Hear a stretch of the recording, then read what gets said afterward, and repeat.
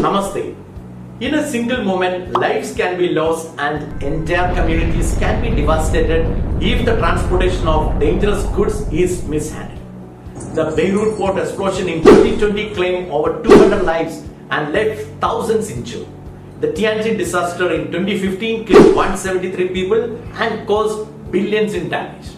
These tragedies, along with the Value Jet fire in 1996 and the Texas City disaster of 1947, serve as stark reminders of the immense risk tied to mishandling dangerous goods. At the same time, handling and transporting these materials is not optional. They are essential to modern life. Dangerous goods play a critical role in driving industries and supporting everyday activities. Think about it.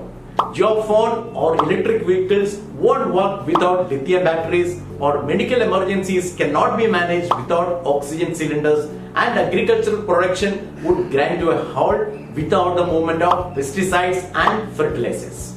Transporting dangerous goods or DG cargo is about much more than logistics. It's about safeguarding lives, protecting the environment, and ensuring the smooth functioning of economies.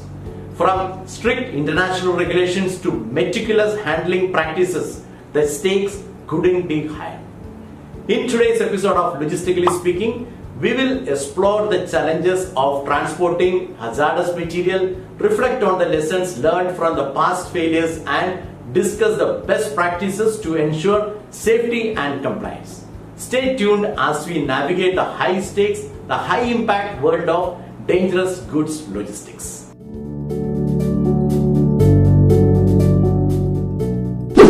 Dangerous goods are substances that have the potential to harm people, property, or the environment if not handled with care. These include explosive materials, flammable gases, radioactive substances, and corrosive materials. The UN developed the framework for dangerous goods classification to harmonize the safe transportation of hazardous material across mode of transport through sea, land, and air. And these are listed under 9 classes, that is, number 1, explosive oxidizing, substances radioactive, materials flammable, liquids flammable gases, corrosive materials, flammable solid toxic and infectious substances, biological, and dry ice. Transporting these materials require adherence to strict protocols governed by regulatory bodies such as the United Nations, IATA, that is International Air Transport Association, and the IMO, which is International Maritime Organization, and ADR, RID, and DOT for movement by road and rail. According to recent industry data, dangerous goods make up roughly 10% of all containerized shipments globally. With the hazardous goods logistic market valued at approximately $200 billion by 2021 and projected to reach $382.9 billion by 2031, transporting these materials is big business and big responsibility. Asia Pacific in particular is expected to see the highest growth rate with an anticipated annual increase of 8.5%. The United States lead the world in transportation of hazardous goods with moving 2.2 billion tons annually, surpassing China's annual volume of approximately 1.6 billion tons. This significant volume underscores the critical importance of stringent safety protocols and effective logistics management to mitigate risk associated with hazardous material. I'm sure by now you understand that transporting dangerous goods is a specialized field with unique challenges at every stage of the logistic process. Let me talk on some of the major complexities involved in DG logistics. Number 1, classification and documentation. Every dangerous item must be classified correctly and accompanied by detailed documentation, including a shipper's declaration for dangerous good. The wrong classification can lead to severe consequences from fines to environmental disasters. Number 2, packaging standards. Proper packaging is critical to prevent leaks, spills, and explosions. Dangerous goods are divided into packing groups 1, 2, and 3 based on the level of danger, with group 1 item require the highest level of containment. Number 3, specialized labeling and marking. Packages must have clear durable label indicating their hazard class, handling instructions and destination. This ensures that every handler is aware of the risk involved. Number 4, mode specific regulations. Whether by air, sea or land, each mode of transport has its own set of guidelines for hazardous material. For example, transporting lithium batteries by air requires different handling than by sea due to their sensitivity to atmospheric conditions. Number 5, incompatibility concerns. Many dangerous goods cannot be stored together as they may react and create hazardous situations.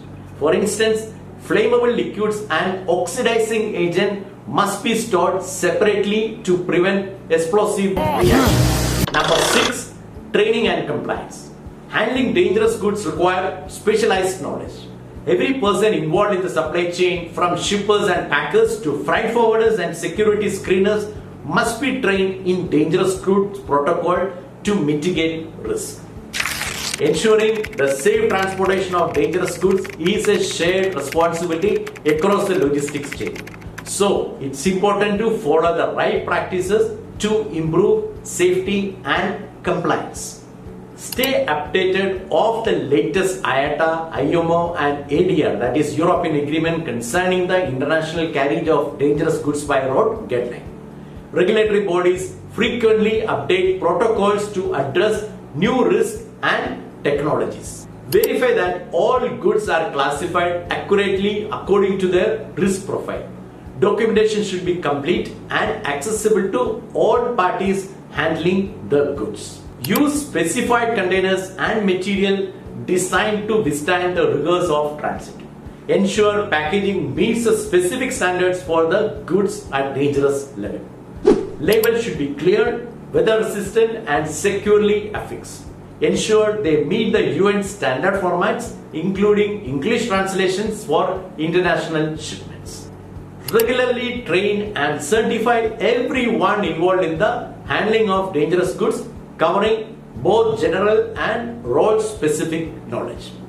Apply stringent segregation rules to prevent dangerous interactions between incompatible substances, especially in storage and loading areas. Prepare response and plans for potential incidents such as spills or fire that outline the step to contain, control and mitigate the impact.